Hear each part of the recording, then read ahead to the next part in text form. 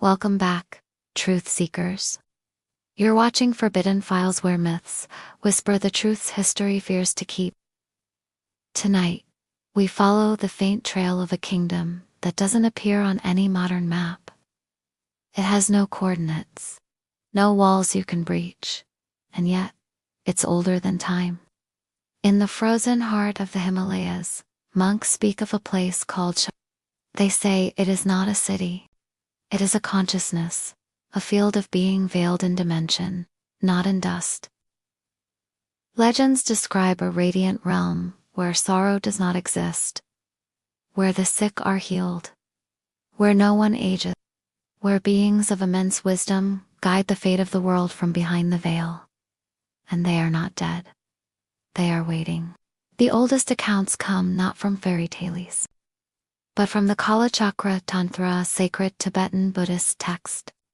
It describes Shambhala as a kingdom of 960 million beings, ruled by benevolent kings, each bearing the title Kulika, a perfect 8-petaled lotus, surrounded by snow-peaked mountains and walls of blinding light.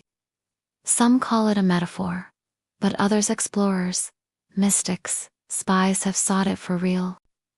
In the early 20th century, Russian mystic Nicholas Roerich led an expedition deep into the Himalayas. He claimed to have witnessed a glowing orb hovering above a valley. His guides refused to enter. They whispered one word. They warned, "You don't find it, it finds you." Later, during World War II, even Nazi expeditions were sent to Tibet, obsessed with reaching what they believed was the gateway to a master race. So is it spiritual? Or was it something else? Some theorists believe Shambhala is not legend, but an ancient refuge, perhaps even in a place sealed from the outside world through geometry, frequency, and will. And here's the strangest part. Monks claim that when the world begins to descend into chaos, and when man forgets the truth of who he is, Shambhala will open again, not to welcome the lost, but to lead the return. Most think of monks as peaceful, meditative, guardians of inner wisdom, not weapons. But the texts speak of something else. They speak of warriors, not conquerors, but guardians of balance. In the sacred Kalachakra prophecies, it is written, "When the world is swallowed in lies, when tyrants rule the earth and the Dharma is forgotten, the kings of Shambhala will rise." At the center of this legend stands King Rudrashakrin, the 25th Kulika king. His name means wrathful, not a bringer of destruction, but a force of cleansing fire. According to the prophecy, he will emerge with an army of immortal warriors, riding not horses, but beings of light. They will march into the world of men at the time of the great turning, when machines rule minds, when truth is treated as myth, and when the soul is silenced by noise. These warriors are said to be born outside time. They do not age. They do not sleep. They carry weapons not of metal, but of frequency and light, powered by the wheel of inner mastery. They do not conquer lands. They cleanse karmic cycles. And the final battle?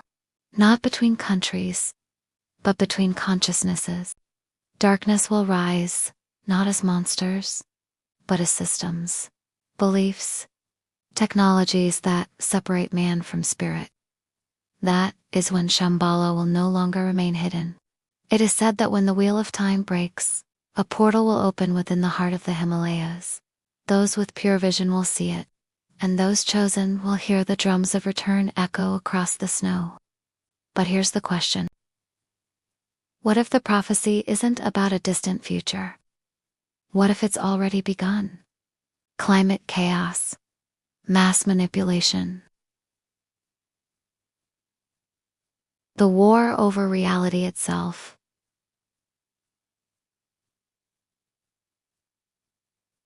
Some believe the signs are here, that the first scouts of Shambhala are already among us, not in temples, but in minds waking up everywhere. They don't raise swords. They ask questions. They break illusions. And slowly, they help others remember. Not religion, not politics, but the ancient truth. You were never just flesh. You were always light. For centuries, Shambhala lived only in scripture and whispers. But what if it left breadcrumbs? Some researchers believe the clues aren't in myth alone, but in maps, military reports, and forbidden knowledge, quietly buried in plain sight. Let's begin with the Piri race. Mappa 16th century Ottoman chart showing Antarctica, centuries before it was officially discovered. But it doesn't just show Antarctica. It shows mountain ranges not visible under current ice. Ridges only modern satellite scans have recently confirmed. How could a map from 1513 know that? Some believe it came from a much older source, a civilization that had access to the world before the last cataclysm. The same theory applies to Tibetan sandmen, ancient symbolic maps said to represent inner consciousness. But others claim they're literal star charts of multidimensional geography. Then there's the CIA declassified gateway process report from 1983. It describes the mind as a quantum resonator capable of projecting consciousness outside time-space into alternate dimensions. One section hints at energy centers in the Himalayas as stable points of interdimensional travel if certain conditions are met. Coincidence? Let's not forget Admiral Byrd's inner Earth claims. Or why German occult societies, like the Thulian Vril, became obsessed with reaching a garden. Another name often intertwined with Shambhala. They weren't just looking for refuge.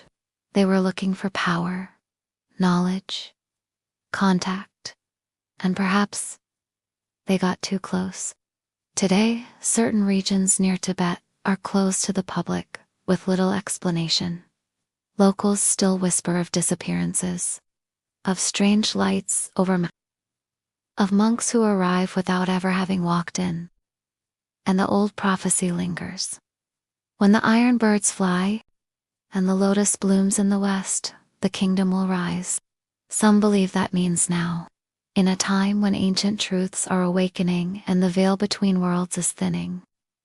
So what is Shambhala? A myth? A metaphor? Or a living realm, hidden behind frequency, waiting for the final signal?